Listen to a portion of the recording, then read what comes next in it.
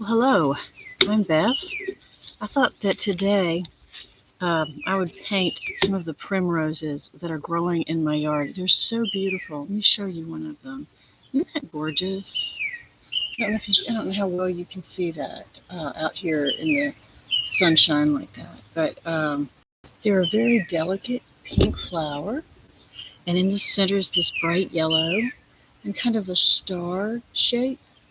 You can also paint it from the side, from any number of sides. They have these little spiky leaves on them, and I thought I'd paint one today. I just think they're so beautiful. I'm going to set it right there, and let's see what we can do. I did try earlier in my little cheapo book that I made. I actually made this book,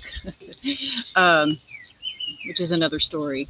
But the primroses that I painted in here, I really liked them. I thought they turned out well, and I want to replicate them on better paper. So I'm going to use Arches 100% cold pressed watercolor paper. It is 140 pounds, and let's see what we can do. Okay, so let me get my paper ready. I've got 2 sheets in case I totally mess one of them up, which is, it's a real possibility. Okay, let's see what we can do. This is kind of in the sunlight. You know that? It's kind of in the sunlight, and I don't want it in the sunlight because it glares very badly when it's like that. How about that? I hope you can see that better. Okay, I'm going to get this permanent rose color here. Such a beautiful color. And this is an easy thing to do. You're just going to swipe.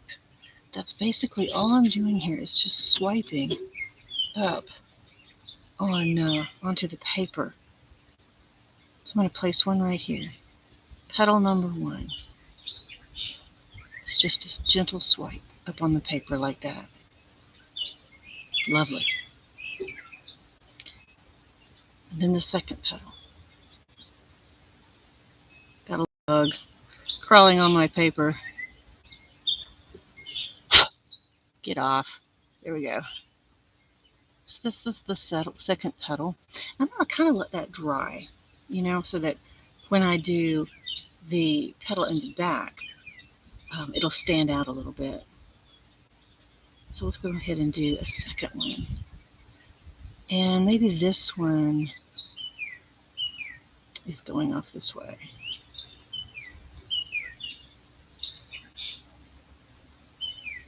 Here's one petal.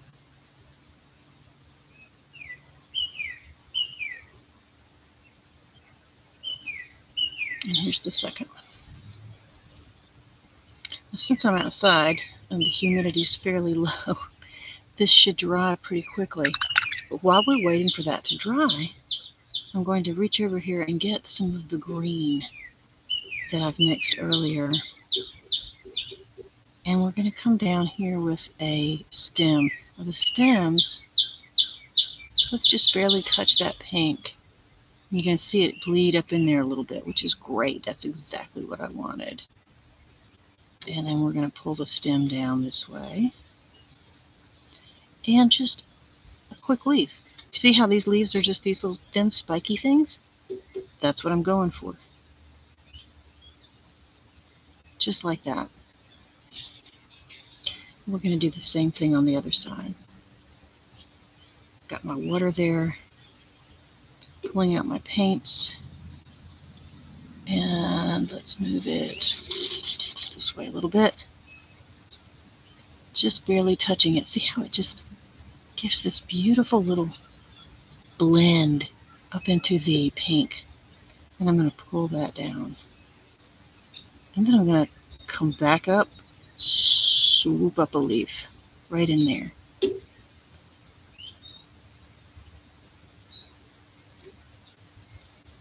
They look a little bit too identical, so I put a third leaf in there. Maybe another one could come down here. Now, I'm probably not going to leave the leaves that plain. I'll come back with a darker green and add some more. So, for example, a different green, a darker green, just to give it a little more dimension, you know. And maybe you can just paint half the leaf if you want to. That would be interesting. I've got a mosquito after me. I love being outside. I hate mosquitoes. Love-hate relationship. So you can see just how much that really adds to the green. You know, if it's all just that one muddy color, it's not all that great. Okay, I'm going to come back and put my last petal in here.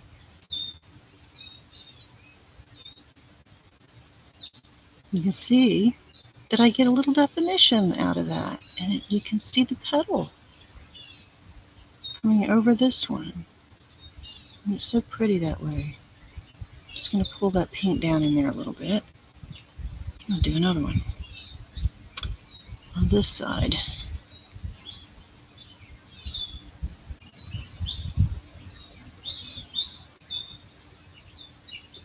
That needs to be a little darker. There we go. Now you can kind of see it. That's about it. What if we, that's the painting from the side. You can also see these little veins coming up through the flower. And if I let it dry a minute, I might can put some of those little veins in. That didn't go out of view for you. I'm trying to keep the sunlight off of it too. But I may put some little veins in the petals so that they look even more like what we have, the real flower. But we do have to let that dry, so I don't know what to do in the meantime. I do like the way that the green turned out. That's nice. And you can see there's also these little buds are kind of spiky, so you can put a little bud on it if you want to. You can bring a little bit of green up this way and put a little bud that looks like this.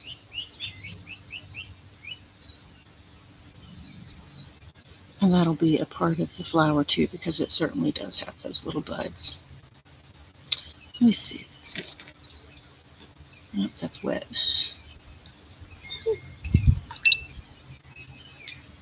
So I won't be able to do that, but because that's going to take too long to dry.